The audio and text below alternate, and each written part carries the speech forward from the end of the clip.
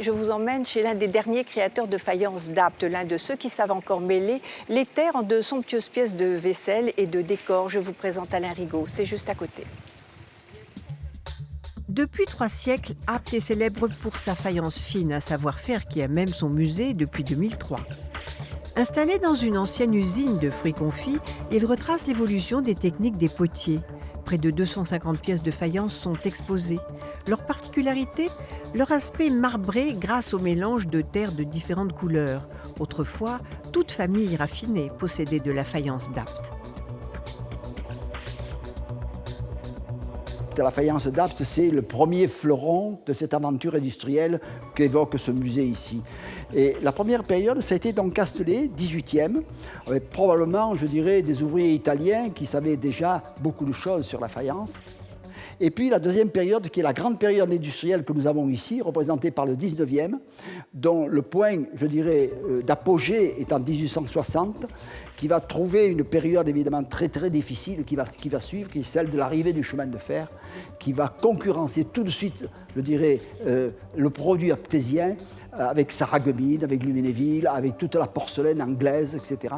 Et puis ensuite, alors la troisième phase, que nous vivons encore aujourd'hui, et qui est celle de l'artisanat. L'artisanat qui va, lui, de son côté, se replier sur la spécialité technique, car on trouve aussi à Apt une espèce de grande fidélité dans les techniques et dans les formes et dans les couleurs. Une production favorisée par l'abondance de terres argileuses. La grande diversité des terres de ce pays, notamment on dirait en gros du Vaucluse si vous voulez, a fait l'objet d'ailleurs de plusieurs communications de savants, car c'est un territoire tout à fait exceptionnel au niveau minéralogique.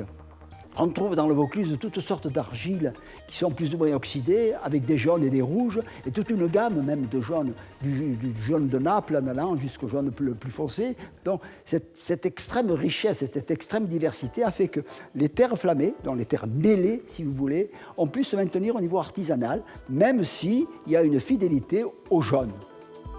Depuis 1986, la famille Rigaud perpétue la tradition des terres mêlées. L'atelier réalise des copies de modèles anciens et propose des pièces contemporaines. Chaque plat est le résultat d'un processus long et précis.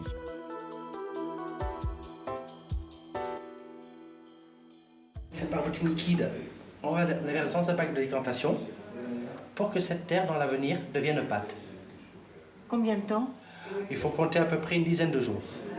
Et ensuite, ce bac, je vais le travailler tous les jours pour retourner la terre. Et cette terre va sécher et devenir pâte tout simplement.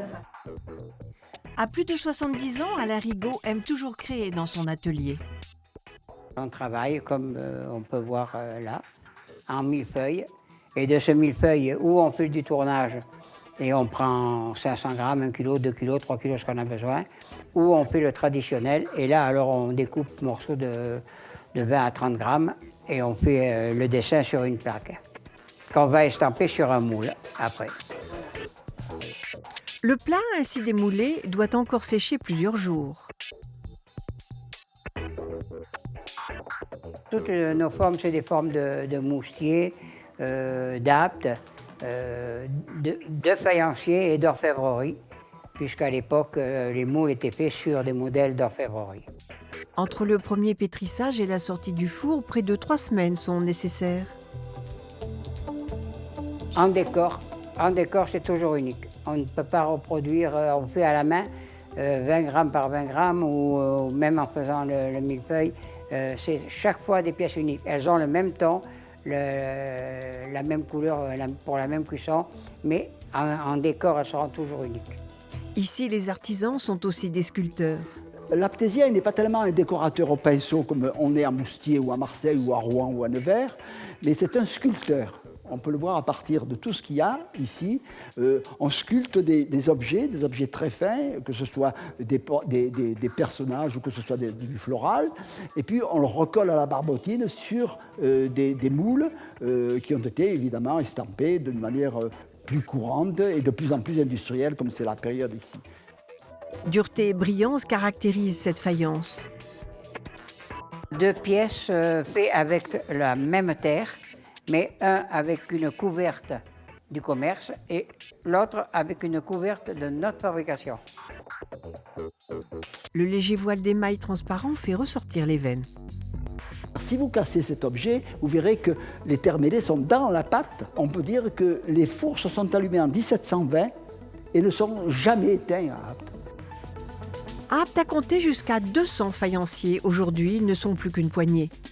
L'artisanat local survit grâce à l'opiniâtreté de certains artisans et puis il va survivre, j'espère, ou en tout cas prendre une autre dimension avec la volonté politique qui est bien d'aller dans l'aide et l'accompagnement des artisans qui sont là et ceux qui sont en train de se former pour exercer ce beau et noble métier. La ville mise sur son patrimoine. L'accompagnement, c'est permettre aux artisans de se former, permettre aux artisans de s'installer, permettre à tous ces métiers d'être connus, visibles sur le territoire, donc un accompagnement en matière de communication, de façon à ce qu'ils soient le plus insérés dans le tissu économique, touristique et culturel du territoire. Ces céramiques donnent un air d'été ultra raffiné à nos tables.